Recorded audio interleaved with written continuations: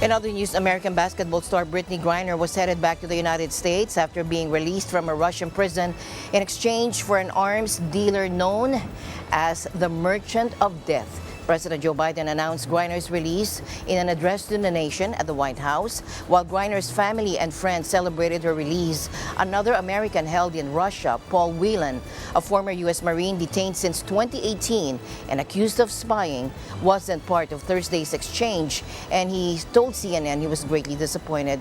But first, let's listen in. In the Oval Office, I spoke with Brittney Griner. She's safe. She's on a plane. She's on her way home. We never forgot about Brittney. We've not forgotten about Paul Whelan, who's been unjustly detained in Russia for years. This was not a choice of which American to bring home.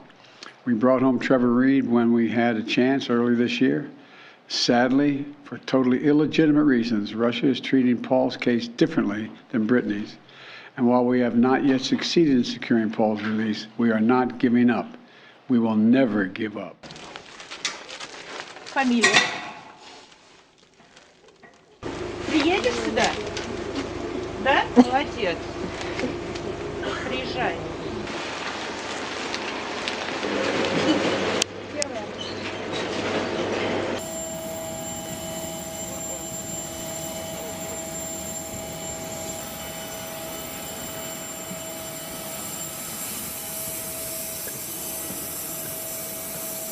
I'm good. What's your mood? Happy? Happy? Well, are you ready for long flight? Yes. Yes. I'm ready. Good. Ну, вы знаете, куда вы летите? Do you know where I'm heading to? No. No? No. Вы летите домой. You fly back home To the U.S. to the US. Да, конечно. Так что все будет нормально. Everything will be fine. 32, who was arrested in Russia in February on drug charges, and Viktor Bout, 55, who was serving a 25-year sentence in a U.S. prison, were exchanged at an airport in Abu Dhabi. Griner, a two-time Olympic gold medalist, WNBA champion, was arrested at a Moscow airport 9 months ago against a backdrop of soaring tensions over Ukraine.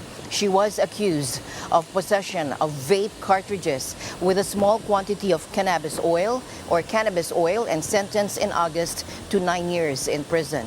Bout, who was accused of arming rebels in some of the world's bloodiest conflicts, was detained in a U.S. sting operation in Thailand in 2008, extradited to the U.S. and sentenced in 2012 to 25 years behind bars. The Russian Foreign Ministry said it had been negotiating with Washington to secure Bout's release for a long time, and that initially the U.S. had refused dialogue on including him in any swap.